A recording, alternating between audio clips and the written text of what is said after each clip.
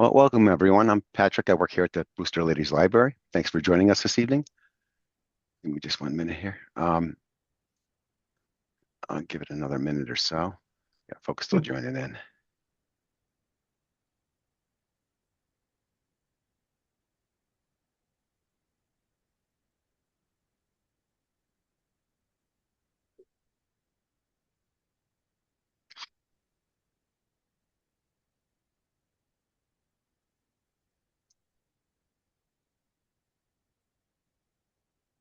Okay, let's get going then.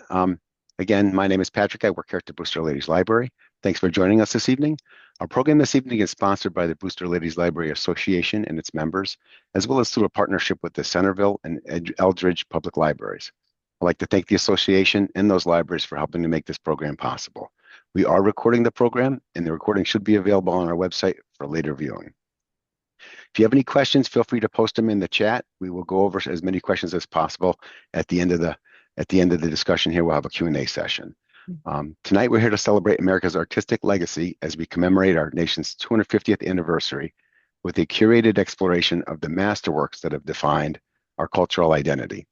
From the landscapes of the Hudson River School to the innovations of abstract expressionism, this program showcases the diverse voices and revolutionary spirits that have shaped American art across 2.5 centuries. Our presenter tonight is Jane O'Neill, who is the founder of Culturally Curious, a company that curates and presents art appreciation programs. Jane has a master's in art history from Boston University, as well as a master's in education from Harvard University. Born and raised in New Hampshire, she has worked at some of the state's most esteemed cultural institutions. For more information, please visit iamculturallycurious.com. Thanks for joining us tonight, Jane, and I'll turn it over to you. Thanks, Patrick. Thank you, everybody, for taking time out of your day to learn a little bit more about the history of American art. We have less than an hour together, and we are going to cover 250 years. I promise you, you will not be bored. There is a lot to see. We are going to be reviewing essentially who we are, what we believe, and how we see ourselves over the next 50 minutes or so. So we're going to dive right in. Let me show you our program overview, and we will be getting back to this flag over the course of the hour. We're going to get started with some of our earliest works. We're moving through all of our content chronologically. So some of our important early portraits, some history paintings, beautiful vistas. Then we will see how America transforms itself around the time of the Civil War, right up through the Gilded Age. Then there's this special, very verdant moment between the two world wars where we have the Harlem Renaissance, we have regionalism and social realism. And then America comes out in front with abstract expressionism. What is that all about? And then we return to what Americans do best. We shop, right? We get into pop culture and mass media, and we will wrap up with diverse visions and contemporary American art. So strap in. We're going to move pretty quickly, okay? Here we go. We're going to start off with portraits, history, and vistas. This early portrait is just to set the stage for us. This is way back. This is 1725. And this just reminds us that for the earliest artists in America, they didn't have access to formal arts training. They had limited access to reproductions of great works of art from Europe, and they certainly couldn't walk into a museum to study great works. So this was a group that sort of pulled itself up by its bootstraps and tried to, and was essentially self-taught. So we get a lot of these idiosyncrasies in these kinds of works. We can see the distortions in anatomy here, the exceptionally long torso, his best attempt at linear perspective here. It's a little bit wonky, but what we see is something aspirational. We have people who have come to the New World, they've made it big, and they want to prove themselves using the means and the methods that had been abundant in Europe. So what we get here in America is provincial, it's aspirational, and it's something uniquely and endearingly American. This all changes really by the time we get to John Singleton Copley. He's really the start of the story of American art. And you're all probably familiar with this image of Paul Revere from 1768. John Singleton Copley, as we can see from this painting, could create the illusion of a three-dimensional space, of a three-dimensional person. He was the master of creating that finish, that polish, that shine, which you particularly see in the silver teapot that Paul Revere is holding here. The other revolutionary aspect of this painting, and I should mention it was painted before Paul Revere did his famous ride, is that we are essentially seeing the confrontation between one artist, Copley, and another, Revere. And he is showing this artist here, this craftsman, as a thoughtful, intelligent individual signified by this pose where he's holding his chin. We can see now that it doesn't just have to be the richest of the rich in terms of creating these elegant, elevated portraits. But by now, America has arrived. Now, when it comes to painting our history, this was something that early American artists were interested in. But we had to go to Europe really to study it. This is a painting by the artist Benjamin West, and he had gone to London in order to learn how to paint. And he wanted to paint the historic act of Penn's treaty with the Native Americans, which had happened about 100 years earlier in the 1600s. So essentially, he, not having any eyewitnesses, he uses the formula for history painting that he found while he was in Europe. And he essentially applies this idea of a philosopher type to the indigenous people that lived in America at that time. There was no real concern with like capturing who they were authentically. It was a type, really. So what we get is almost like a mythological scene in some ways, because we see what was legendarily a peaceful treaty, but it has like the added romance of seeing it through this lens of history painting here.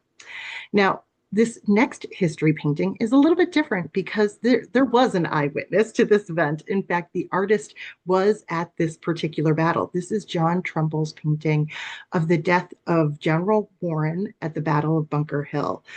And John Trumbull, our artist, was actually an aide to General George Washington. He was there at the Battle of Bunker Hill. He witnessed all of this, but he painted it more than a decade later. And once again, he's relying on art historical principles and formulas in order to create this scene of a martyr, a dying martyr, essentially. So he's looking at images of like dying Christ in order to convey the real tragedy of this popular general's death.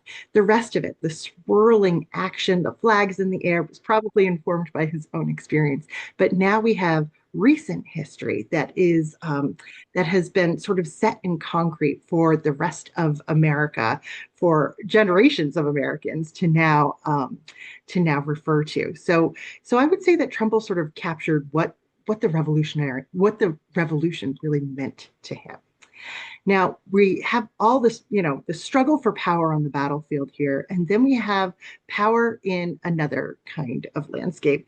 This is a depiction of George Washington and his family from 1796.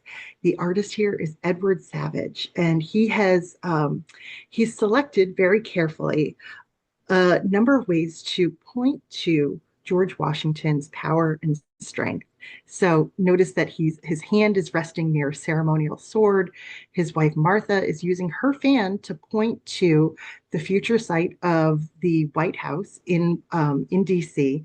Their grandchildren are there sort of like securing a legacy. And even the grandson's hand is resting on this globe, which curiously doesn't have any countries on it, but has always been a signifier of global power. Now, the artist here also snuck in another figure, and that would be the Black man in the back. For generations, this was referred to as a servant, but of course, we all know that George Washington was a plantation owner and a slave owner. This is most certainly his personal valet, a man by the name of William Lee. So by including him, our artist Savage here was able to give a little bit of Virginian flavor to this painting, but he also inadvertently captured the moral contradiction that is at the foundation of this country.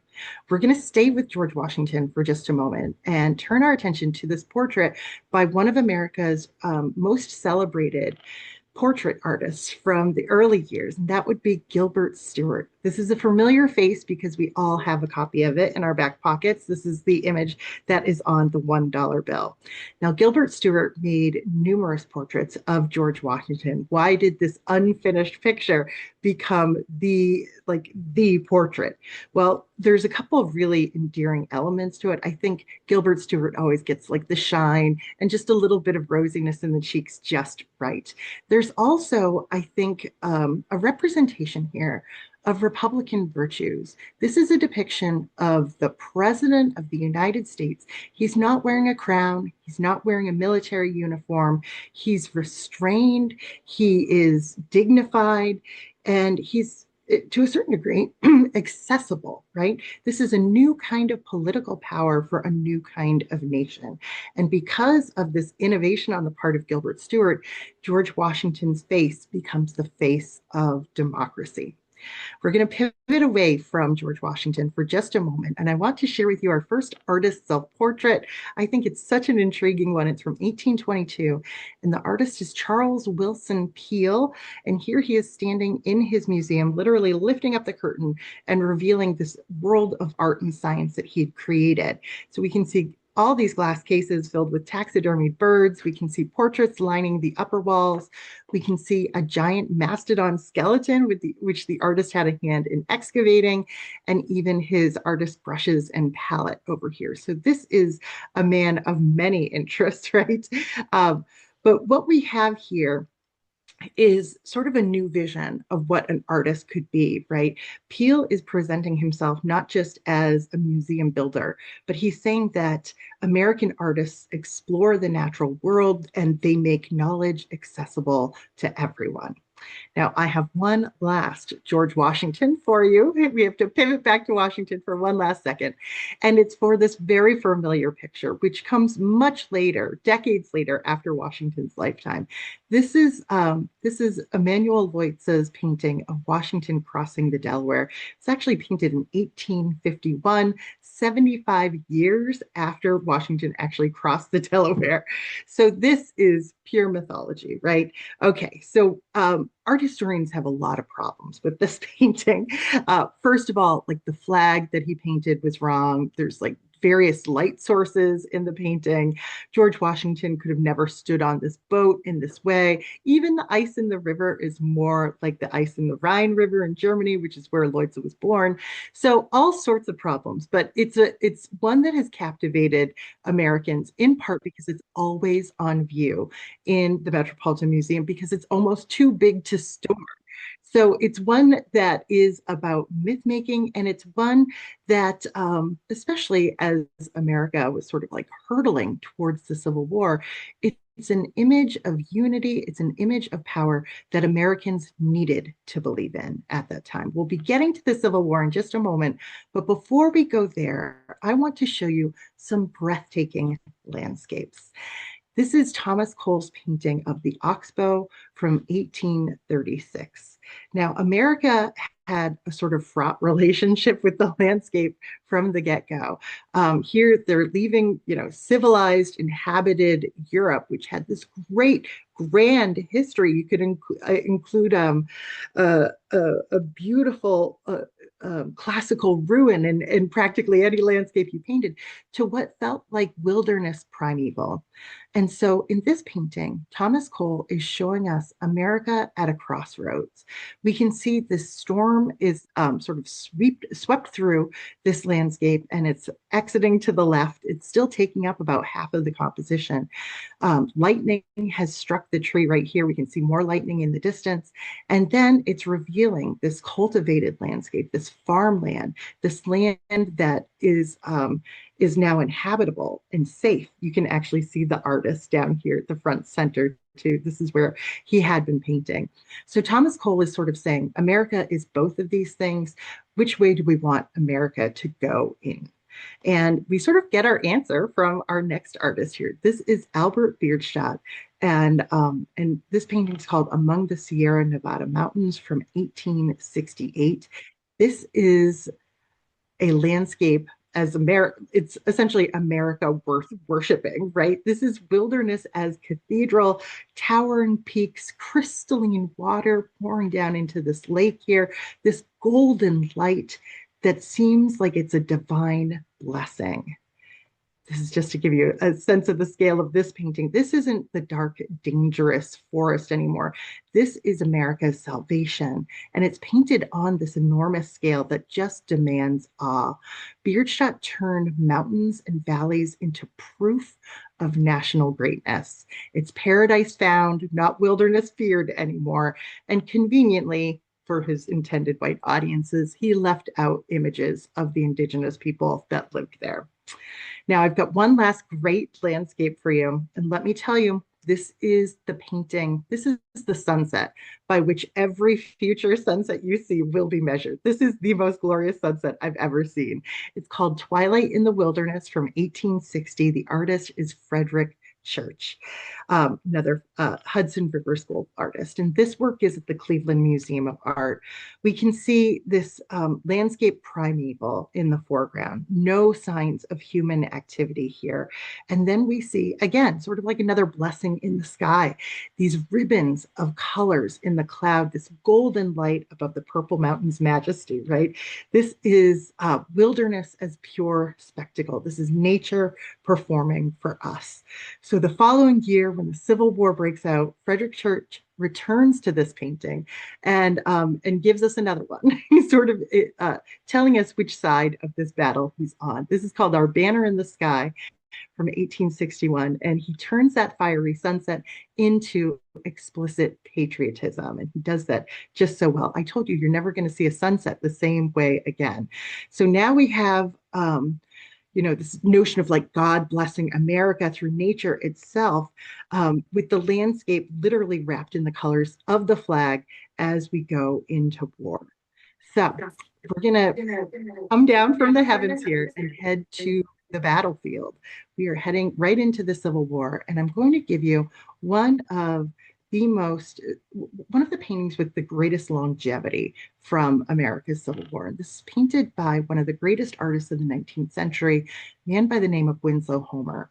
Now, he had sort of gotten his foot into the art world by working as like an artistic reporter during the Civil War. He was embedded with the Northern Army. He was making sketches, sending them back to Harper's Weekly, and they were published. And then he pivoted and he started making oil paintings about what he saw while he was embedded with the army. This work is called Prisoners from the Front. It's from 1866, and it's at the Metropolitan Museum of Art. What we're looking at here is a Union officer, who just so happens to be the cousin of the artist here, confronting three Confederate soldiers that he has captured. This refers to a much bigger event where this particular Union officer had captured nearly 1,000 people. But for our purposes, to like boil it down, Winslow Homer shows him confronting just these three soldiers, and we notice that they are each so distinct from the other. One of them looks sort of young, sort of defiant, looks like he comes from a very affluent background. The next man is much older, surprisingly elderly, considering he's fighting in a war. We can see his clothes are torn. Again, there's a sense of a surprise in seeing just how old he is. The third figure is like this rough and restless country boy. His face is less distinct from the other figures, but we can tell by his posture that maybe he isn't really into following orders as much as maybe some of the other figures here. So what Winslow Homer has given us, and the reason why this picture endured for so long, was that he created sympathetic figures on both sides of the Civil War. He created a successful Union officer who is sort of dispassionately reviewing these prisoners. So there's success on one side.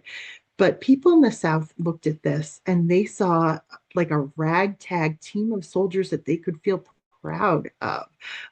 People who, like, at at all parts of Southern life were willing to die, were willing to commit their lives to this cause. So they saw patriotism there, and they saw passion there. And that's part of the reason this image had this incredible longevity. Now, this same artist, Winslow Homer, to his credit, went back down south about a decade later to sort of see how Reconstruction was going. And he created this magnificent painting called Visit from the Old Mistress from 1876, where we can see a white woman who has come into what was probably former slaves' quarters to visit three women who were probably formerly enslaved by her. You can feel the tension in this room. These three Black women are looking at her. Some of them look exhausted or defiant. Some of them are sort of looking through her, but none of them seem welcoming. And this white woman seems a little clueless in this moment. So Winslow Homer is showing us what has changed.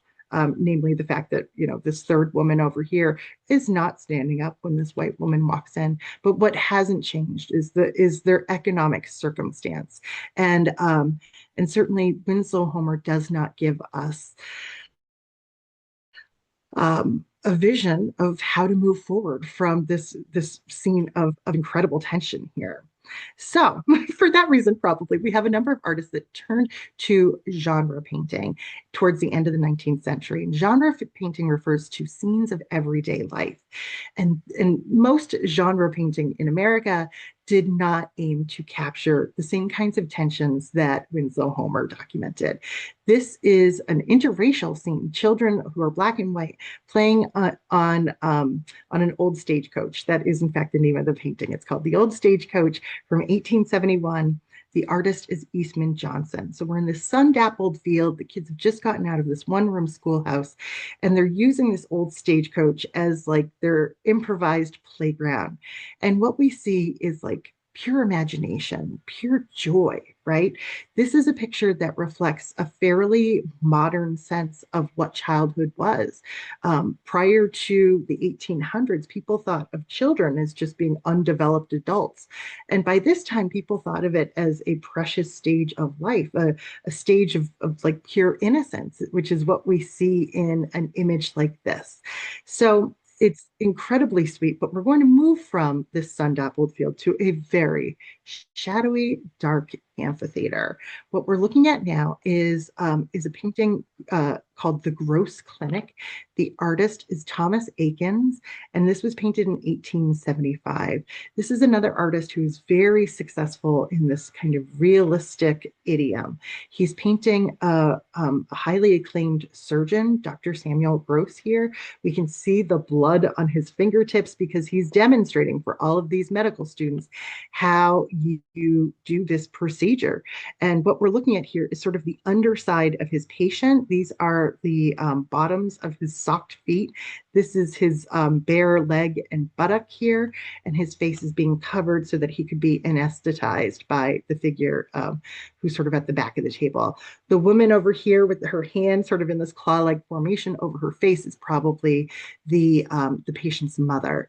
So we have science being held up now, almost in like a quasi-religious way. You could almost say that there's like a halo around Dr. Gross's head here, but it's sort of like a perfect marriage when we think about realism in American art and the advocacy of science and medicine at this time. So we're going to stay with realism, but we're going to give it a little bit of a glow up and turn our attention to John Singer Sargent. John Singer Sargent was, of course, the grand manner portrait painter who spent most of his life in Europe, but he was an American. And how could you talk about American art without talking about his most famous work, which was Madame X from 1884. Now, John Singer Sargent could take any subject and make them look ravishing, make them look stunning. But in this case, he found a sort of the perfect subject. Madame X, who everybody knew was Madame Gautreau, another American expatriate living in Paris, was this sort of unusual beauty that everyone wanted to paint. And John Singer Sargent knew that if he could paint her portrait, he could like solidify his place in the art world. So after months and months of attempting to paint her, he exhibited this work, and it didn't get the sort of feedback that he thought it would. People were sort of scandalized by this painting, in part because of all of this white flesh that we can see here, the big sweetheart neckline, which almost seems to be a little ill-fitting on her body. We can also see that she's just slightly twisting that arm in such a way that it sort of pops her chest out towards us. We can see that beautiful profile there, but we can also see that she's got a bright pink ear. So is all this white flesh makeup that made her seem a little bit overdone. But of course, the biggest scandal was the fact that Sargent had originally painted the dress with the ornamental strap falling over her shoulder. This is like a most certainly a whalebone corseted dress that was not just going to fall off, but people thought, what is he trying to suggest, that this dress could just kind of slither off her body? One critic even wrote, one more struggle and the lady will be free. So all of this just felt too coarse, too bold, too sensual, too American. John Singer Sargent repainted that strap and he ran off humiliated. He kept this portrait, and decades later, he said, I suppose it's the best thing I ever painted. It's now in the Metropolitan Museum of Art. Another famous American artist who was working in Paris right around the same time would be Mary Cassatt. And we have two works by her. This is called The Tea from 1880, and this is called uh, Young Mother Sewing from 1900. So with both of these works, we can see Mary Cassatt's adoption of the Impressionist brushwork style. These loose, fluid brushstrokes that are visible, that are unblended. She isn't trying to get that perfect realism that we saw before. Mary Cassatt was the only American, the only outsider to be invited into the Impressionist circle, and she exhibited with them, I think, at least 7 times. So she was a huge success within that field. But what she came up against as a woman artist was the fact that she couldn't really go out and about in Parisian society and capture the sights and sounds that interested her. She was essentially relegated to the domestic sphere.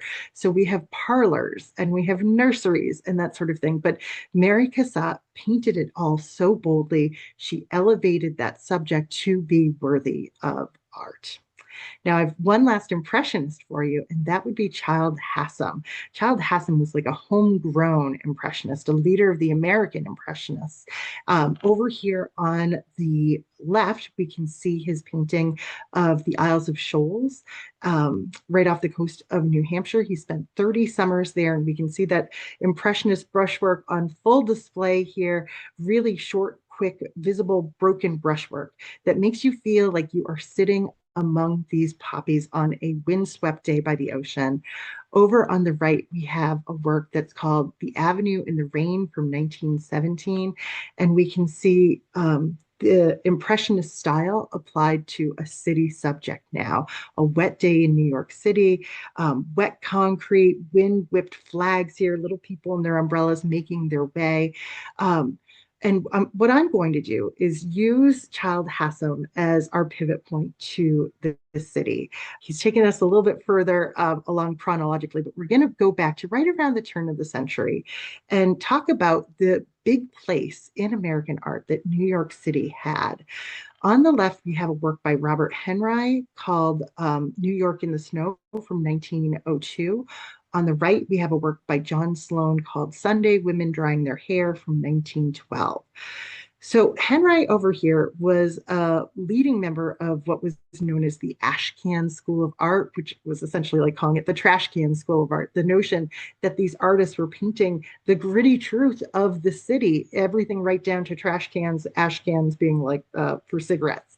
And so we can see like a slushy, yucky day with people out and about. There's nothing romanticized here. These are tenement buildings. And then over here with John Sloan's painting, we're up on top of a tenement looking at working class women. taking care of their bodies. Like this is like neither one of these paintings would have been thought of as appropriate subject matter for the art world up until this moment. So the city is changing how we think about art, and the city is influencing so many young artists at this time. By the 1920s, we have Georgia O'Keeffe, another one of our early leading women artists, and she spent about a decade in the city before making New Mexico her home.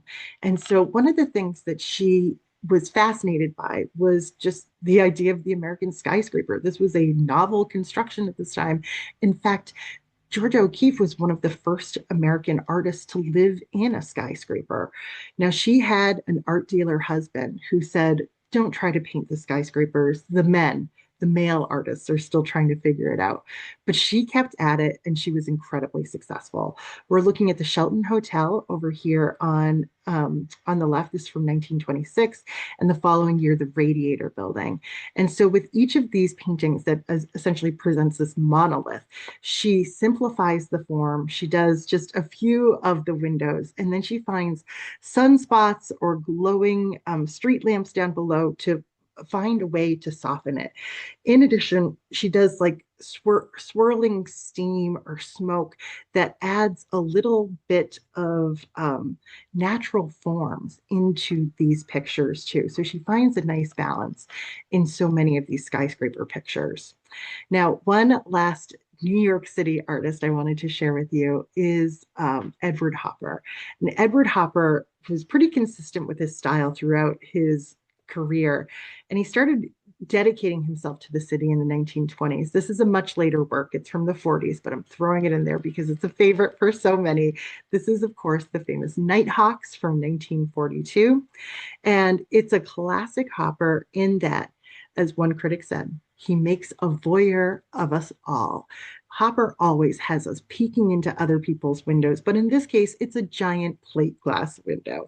And it's a plate glass window that almost feels like a movie screen in some ways. And so here we are out in the middle of the night in New York City, peering in at these four individuals who are also out in the middle of the night in New York City. And we wonder about who they are, what their story is, if there's any connection between them.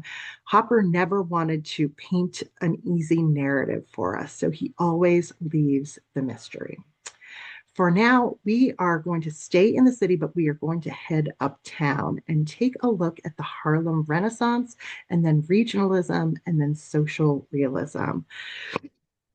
So, as Georgia O'Keeffe was painting the skyscrapers, as Edward Hopper was painting the city, you have Archibald Motley, a Black artist living in America, who's painted his self-portrait here in 1925.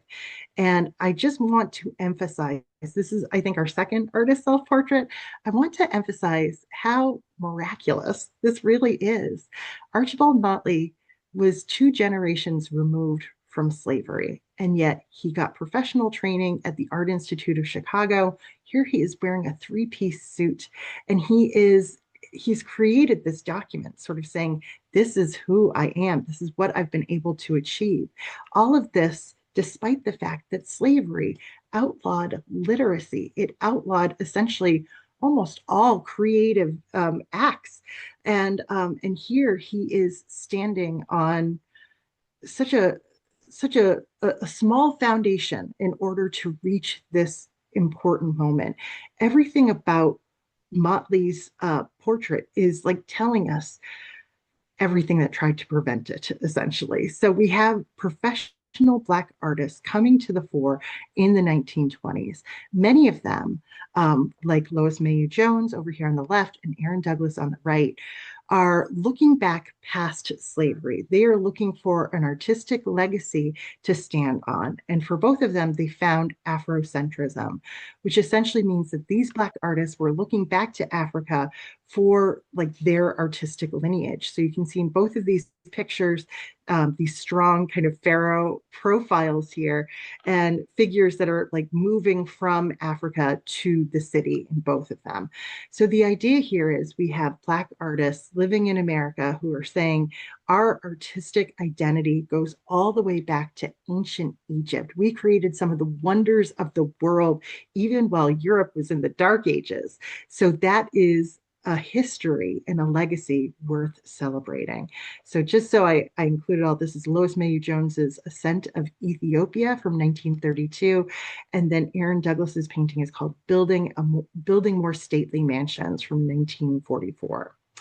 Now, this next work is our first sculpture, and it's a knockout of a sculpture. This is our last image from the Harlem Renaissance. This was done by a woman artist, Augusta Savage, and it's simply a portrait of a little Black boy. She called it gamin, which is a French term for like a streetwise kid. This is a portrait of her nephew. So what's exceptional about this is that she has used a classical statuary format for this. Like this is the same way you would portray an ancient Roman emperor, right? But now she has applied that to a subject that nobody would have thought worthy since America's earliest days. Would you ever convey a Black child in the same way as like a stately leader? Augusta Savage does that, and she gives us I'm just going to show you a couple of different perspectives from this because I just love it so much. She captures his personality, his intelligence. I love how his jaw's sort of sticking out here, his individuality, his humanity. I love these knowing eyes here as well. He's not a type. He's not a symbol. He's just a kid that she has looked at very carefully. And in doing so, she claims the right to represent Black life on its terms. It's a pretty remarkable work. Now, are you ready for a little bit of whiplash? Because we're going to head from Harlem to the Heartland. Yes, this is Grant Wood's American Gothic from 1930. This is our first look at regionalism. And this is, of course, one of the most famous, one of the most parodied works in American art. We've got a father farmer and his daughter, yes, his daughter, standing next to him in front of their a carpenter Gothic farmhouse. They both look sort of severe. They they look a little forlorn. Of course, holding a pitchfork in front of you doesn't exactly express welcome. And the thing that the artist here never quite answered was whether or not this was celebration or satire. So, are these hardworking, salt of the earth, God fearing types, or are they small town, rigid thinking, provincial types? Because we don't really know, as the pendulum swings back and forth in American culture, we can kind of see them however we'd like to. That's sort of the magic to the mystery around this work. But Grant Wood was not the only regionalist artist, and one of his very prolific fellow artists was an artist by the name of Thomas Hart Benton.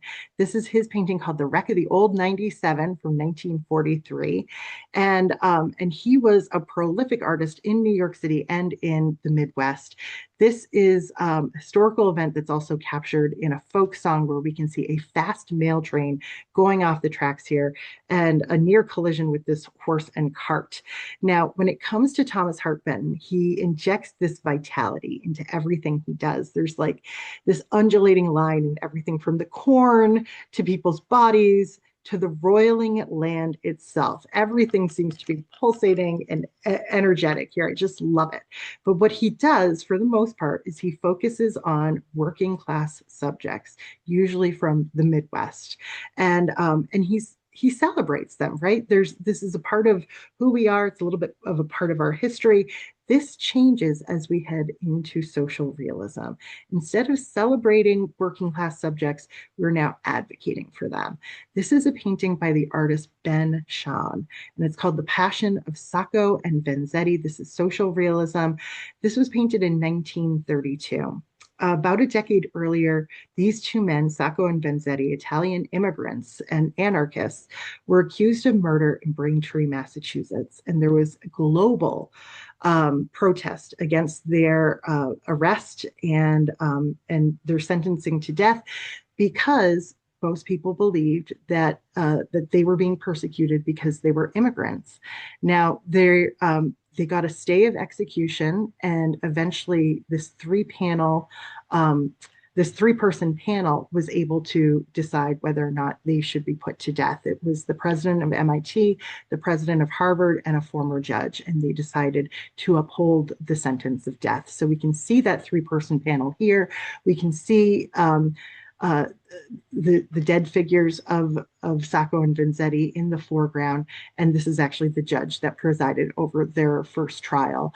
And everything is pretty static here. It's pretty forlorn. It's almost Byzantine in that way. So an image like this is almost like it's like part painting, part propaganda poster. There's no real neutrality when you look at social realism. You have to have sympathy for someone who seems like they were put to death unjustly.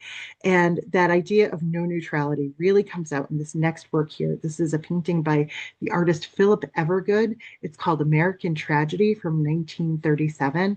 This is our last look at social realism. In 1937, there was the Memorial Day massacre when steel mill workers in Chicago were attacked by the police, and 10 of them were killed. So we can see people defying the police, fighting with the police, many people running away, being shot as they run away, people already on the ground, ironically holding an American flag in their hand. So in a picture like this, you feel it all. You feel the panic, you feel the pain that people are feeling. There is no escaping it. So we have artists that are again elevating their work to advocate for people of the working class. And really, up until this moment in the history of American art, that simply hadn't been done. Now, this is a little bit of a whiplash too, because we go from critiquing American society, pointing to the failures of American society, to celebrating the promise of American society here with Norman Rockwell, who I've always loved. This is Rockwell's Four Freedoms, which he painted in 1943. These works were inspired by Franklin Delano Roosevelt's State of the Union address, when he said every American was entitled to the freedom, actually, he said every person on the planet was entitled to the freedom of speech, the freedom of worship, the freedom from want, and the freedom from fear. Rockwell was galvanized by that, and he painted these little narratives that show, just make sure everybody's on mute, please.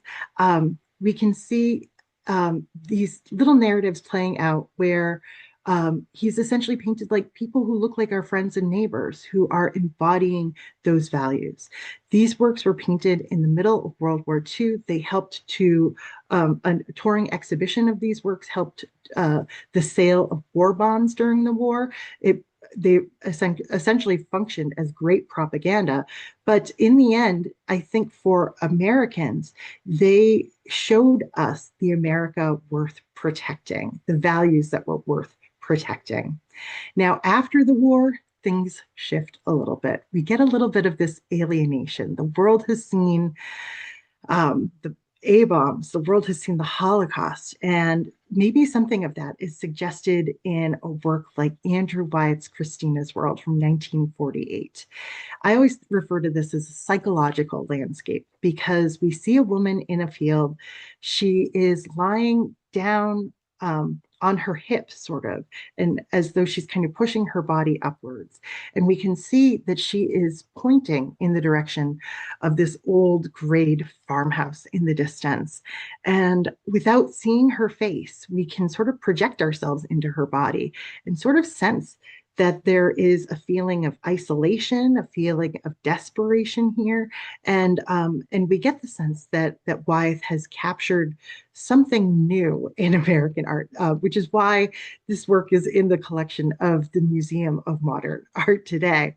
Now we're going to do a big pivot away from representational work to abstract expressionism, and this is for the first time in American art.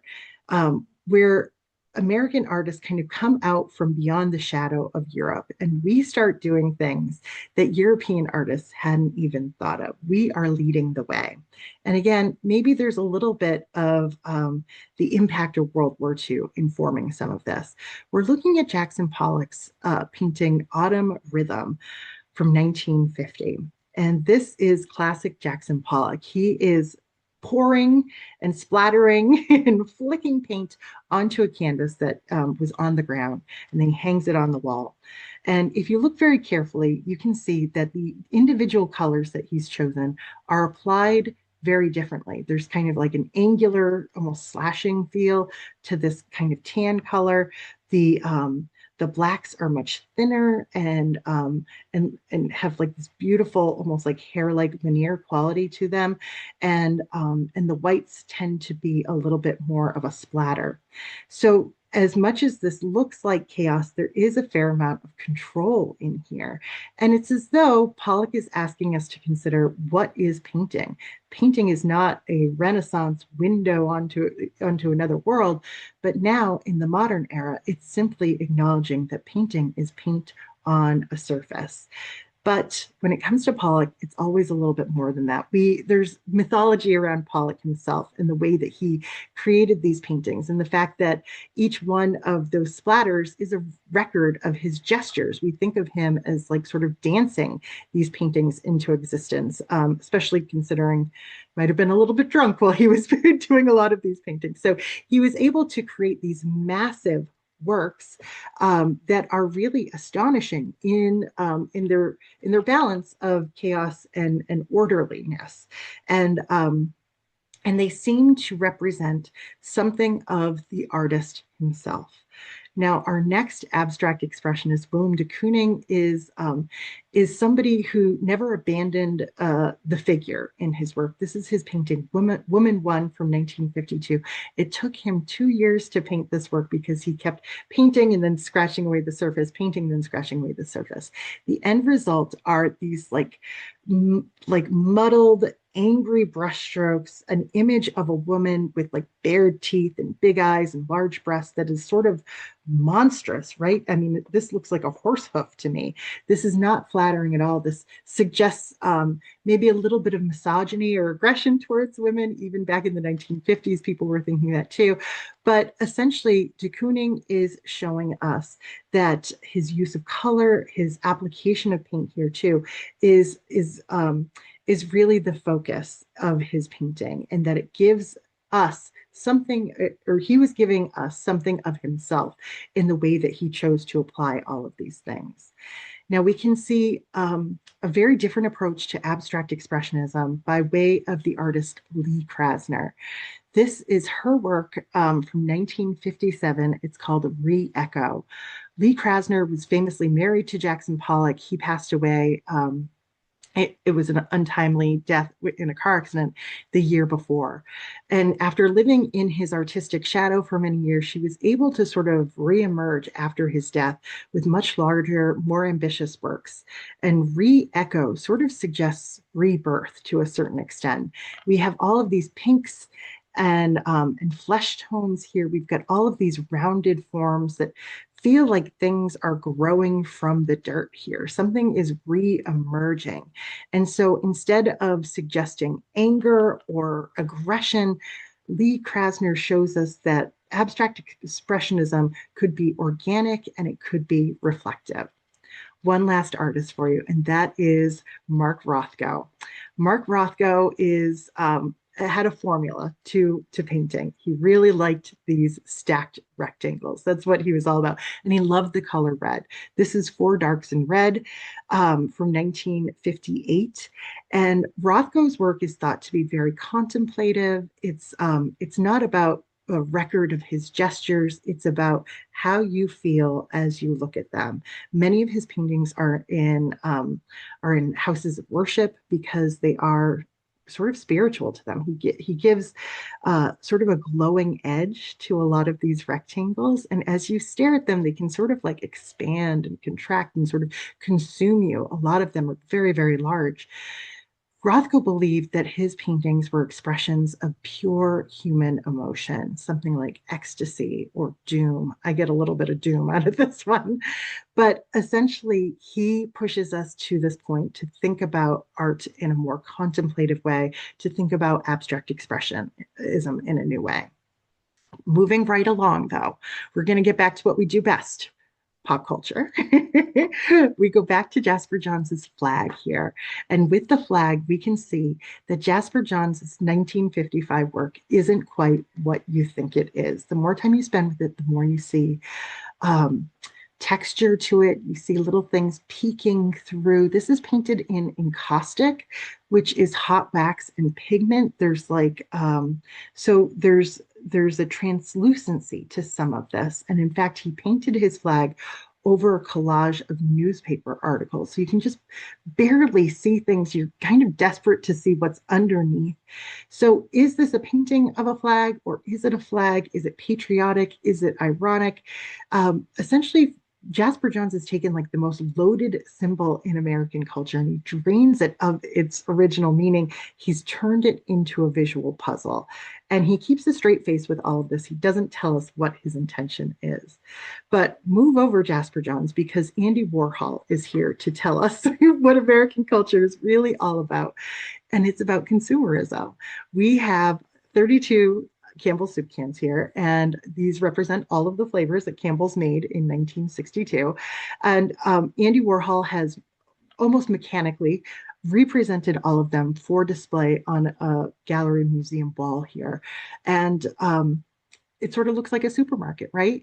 I used to joke, nobody cries when they see an Andy Warhol soup can. This isn't about gesture. This isn't about emotion. This isn't about the internal life of the artist. Instead, Andy Warhol is telling us who we as Americans are. And we are interested in consumer goods, advertising, repetition, and brands. Ooh, it's as true today as it was back then. A few months later, he painted The Gold in Maryland shortly after Marilyn Monroe's death. And what he's done here is silk screened the actress's face into the center of this gold field. He turns the movie star into a saint and consumer culture into religion. Andy Warhol, way ahead of his time, right? Other pop artists include Roy Lichtenstein, who was taking comic books and recreating them on huge canvases. Uh, trans essentially translating them a low art sort of disposable object into a fine art object. So this is called Wham over here on the left, and the image on the right is Oh Jeff, I love you too. But so he's taken war comics, he's taken romance comics, and he replicates the Ben-Day dots that you would see in a comic book. And again, there's like this sort of focus on a mechanical recreation of a familiar and consumer product. But again, Roy Lichtenstein does this with a straight face too. He doesn't tell us if he's making some sort of commentary about this sort of thing. He just translates it into this new realm, and I think we appreciate it in a different way as well. We're going to leave pop art and turn our attention to a little bit of protest art. And I think that the artist Faith Ringgold from 1967 does something really powerful here.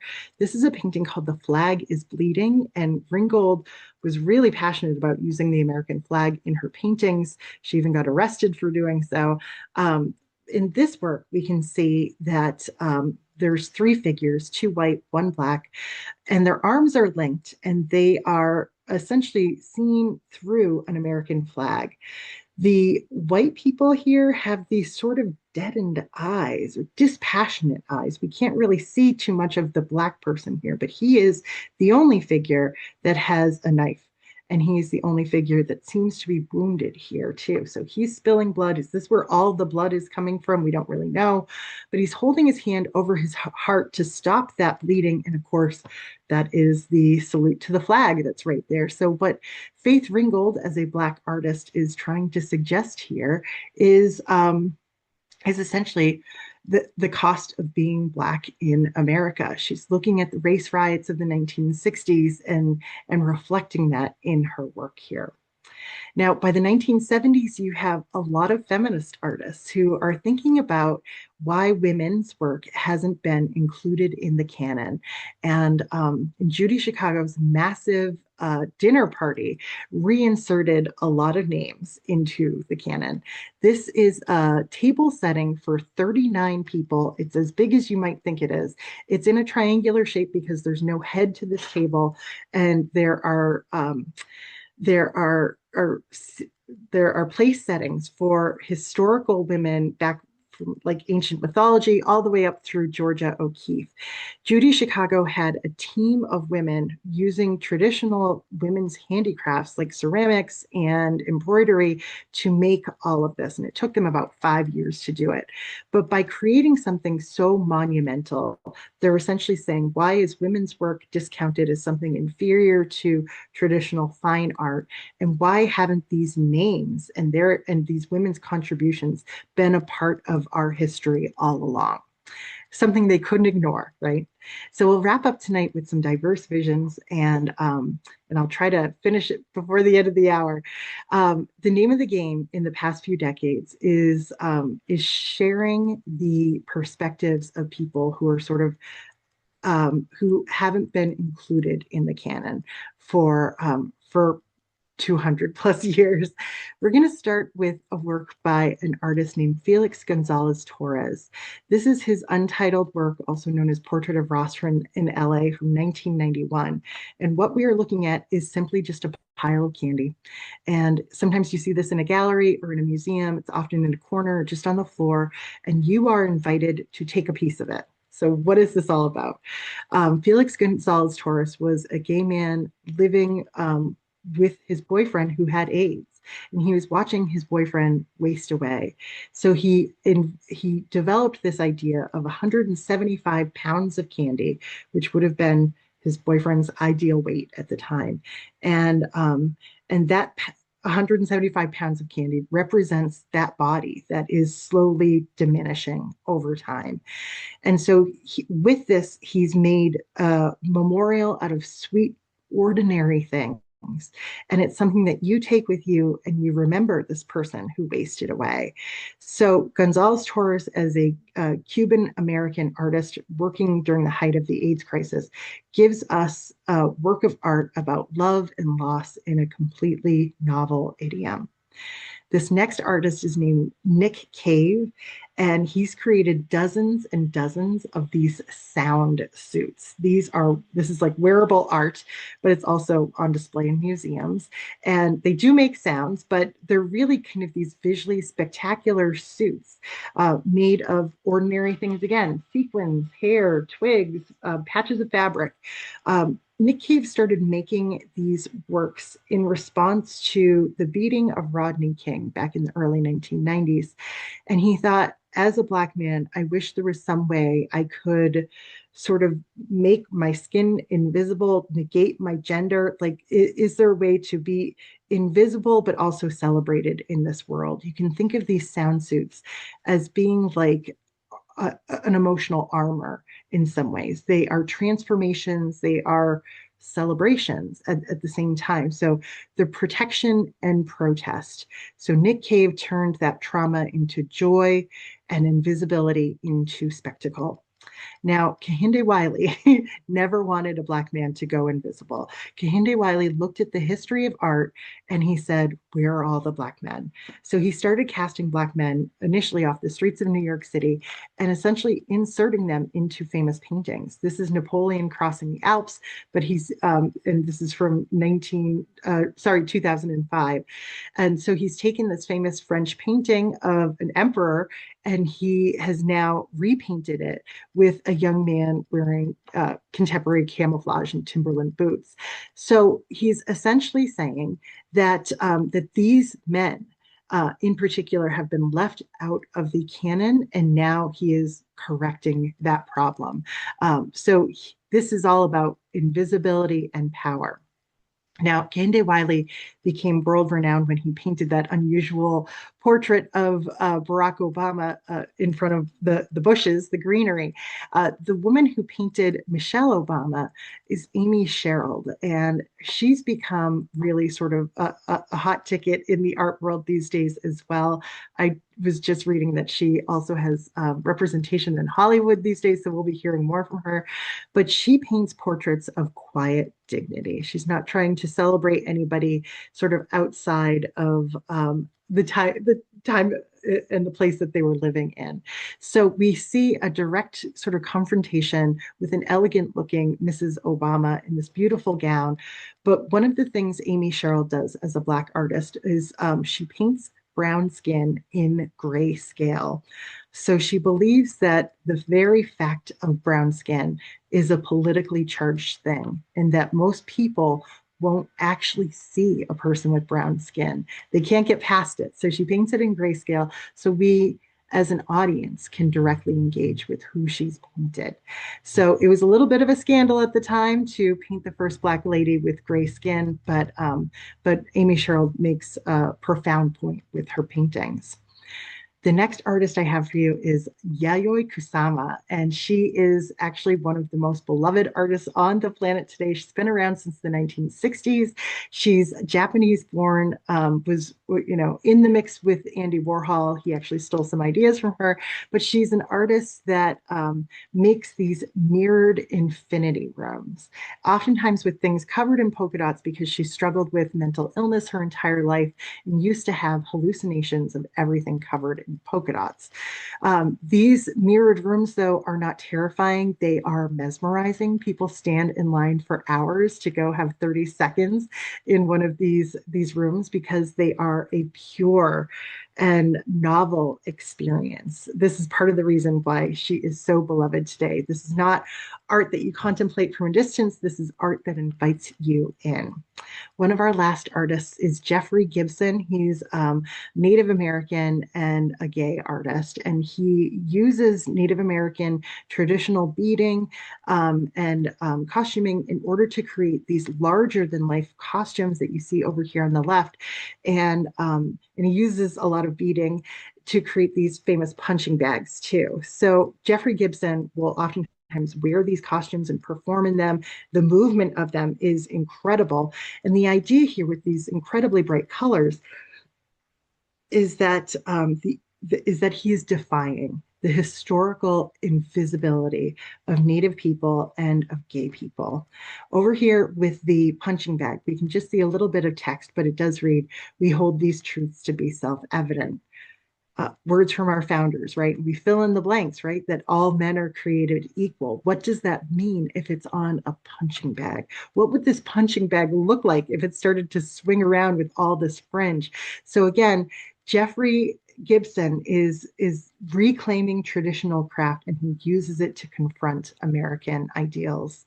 The last work we're going to look at tonight, and hopefully end on a positive note, a hopeful note, is another fragment from our of text from our founders. This is We the People from 2011, and it spells out the Constitution's opening words using shoelaces of all things in all sorts of different colors. They're punched through a wall and they're dangling at various lengths. Nari Ward is the Jamaican-born artist who uses this most ordinary, worn-out subject. He collects them from people. Forgetting the term right now, but he basically asks people to donate them, and it's a utilitarian object if ever there was one. So what is the end result? We the People was written at a time when most Americans weren't included in that. We, women, enslaved people, indigenous peoples, immigrants, were all excluded. Ward's installation asks, can we finally make we mean everyone? It's hopeful without being naive. It's monumental without being grandiose.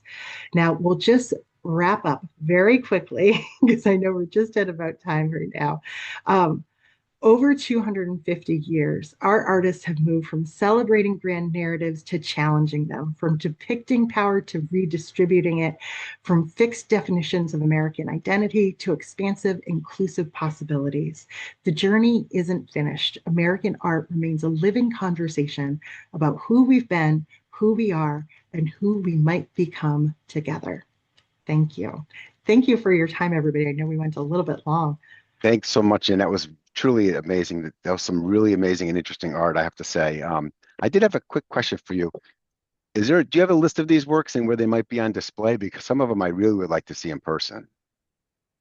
Oh, sure. Shoot me an email. Anybody can contact me through my website, which is iamculturallycurious.com, and I'd be happy to share the list of art, where it's from. Yeah, but these are all in pretty major collections. Yeah. Thank you very much. And the link to her website is on in our chat. And as I mentioned earlier, we did record this, and it should be available on our library website for future viewing. And thanks again, Jane. That was really a very interesting and amazing presentation. Thank you so much. I Thank appreciate you. it.